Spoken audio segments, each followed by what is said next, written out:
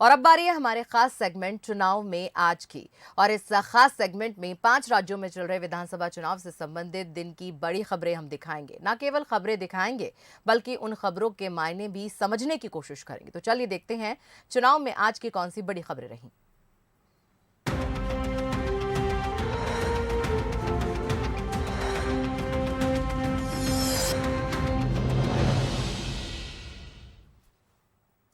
उत्तर प्रदेश में कांग्रेस की सरकार अगर बनती है तो मुख्यमंत्री प्रियंका गांधी ही होंगी। आज मैनिफेस्टो जारी करते समय प्रियंका ने इस बात के स्पष्ट संकेत भी दिए। मैनिफेस्टो जारी करते समय जब उनसे पूछा गया कि पार्टी का मुख्यमंत्री का चेहरा कौन होगा, तो उन्होंने उल्टा सवाल दागते हुए पूछ लिया कि आप कोई और चेहरा देख रहे हैं क्या। प्रियंका का जवाब अपने आप में ये इशारा है कि पार्टी का सीएम चेहरा वही होगी। जाहिर है कि पहला मौका है जब प्रियंका ने खुलकर संकेत दिए कि वो ही यूपी में सीएम का चेहरा है। तो आपको बता दें कि पत्रकार उनसे बात कर रहे थे और उसी दौरान प्रियंका ने एक इशारतन जवाब दिया जिसमें यही लगा कि वो खुलकर यही कह रही हैं कि वही चेहरा है। जरा प्रियंका को सुनते हैं।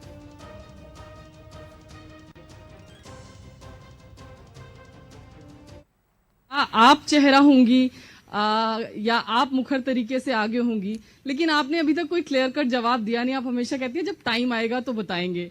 क्या बिना चेहरे के, क्योंकि पंजाब में हम देख रहे हैं कांग्रेस कह रही है कलेक्टिव लीडरशिप में कांग्रेस पार्टी जाएगी, क्या किस मुख्यमंत्री के चेहरे को लेकर अक्सर सवाल उठते रहते हैं? आपको किसी और का चेहरा दिख रहा है जी यूपी में कांग्रेस पार्टी की तरफ से? जी, तो फिर तो आप ही चेहरा है मतलब? अब दिख तो रहा है ना सब जगह मेरा चेहरा। जी, तो हमारे साथ चर्चा के लिए इस पूरी खबर पर जुड़ गए हैं हमारे विशेष संवाददाता शैलेंद्र सिंह राजपूत। आइए उनसे हम चर्चा करते हैं।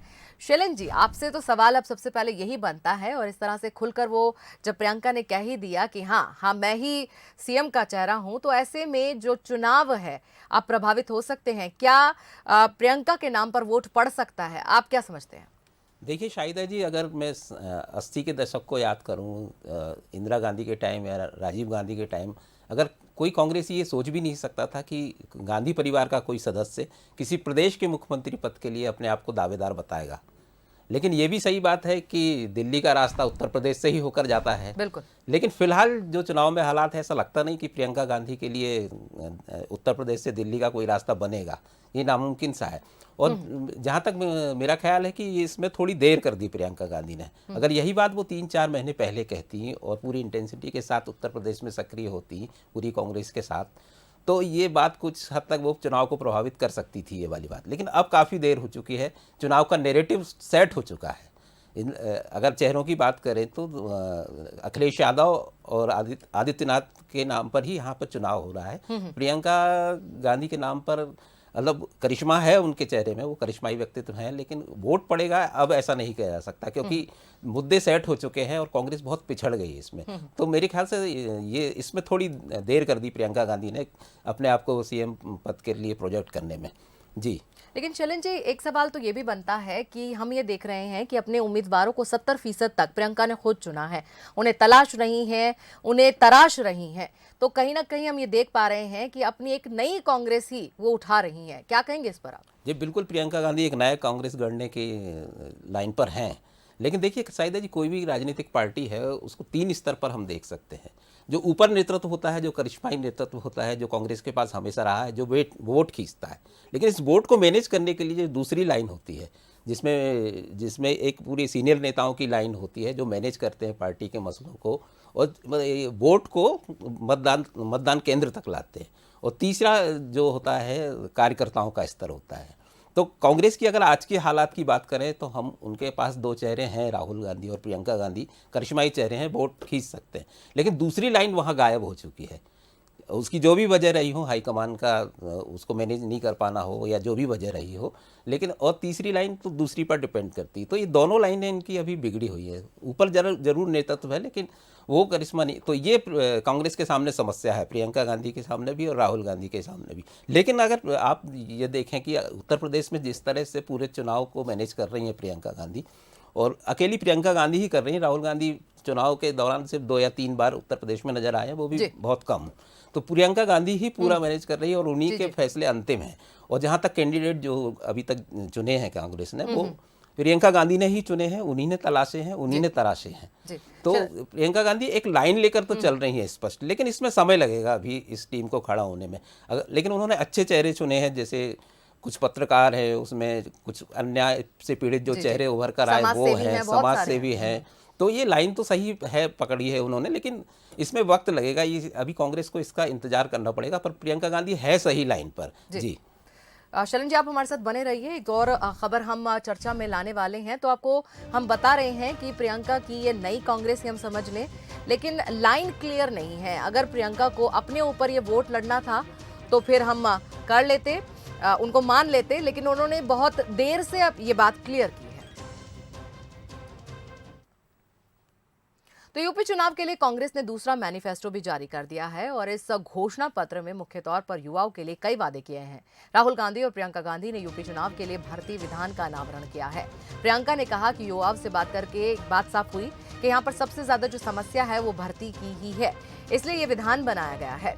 युवा क्वालिफाइड है लेकिन उनके पास नौकरियां नहीं है, तो उन्हें नौकरी नहीं मिलती है और हमारा प्रयास यही है कि नौजवानों की ये जो समस्या है इसे दूर किया जाए और इसका पालन भी करेंगे और पेपर लीक ना हो ये भी रोका जाएगा।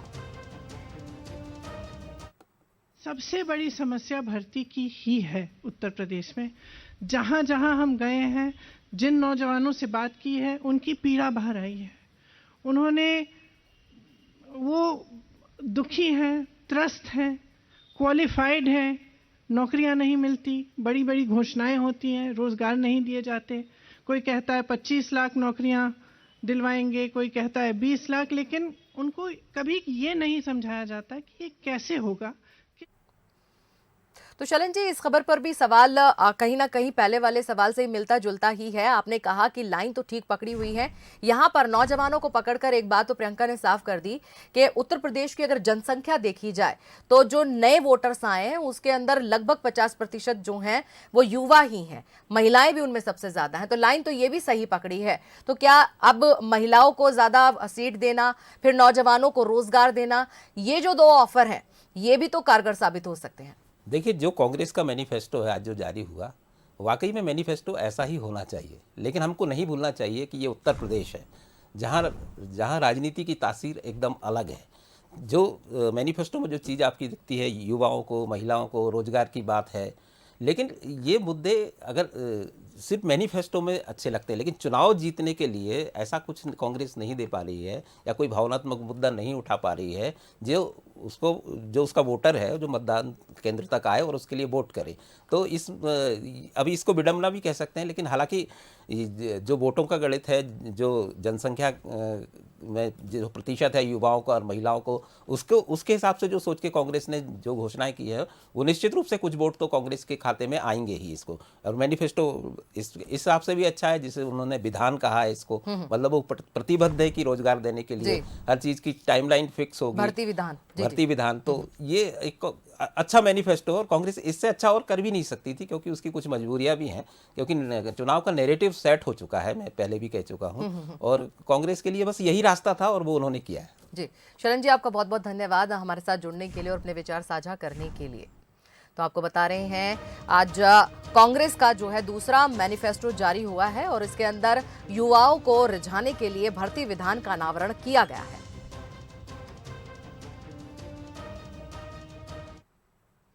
तो फिलहाल बुलेटिन में बस इतना ही। दीजिए इजाजत, नमस्कार।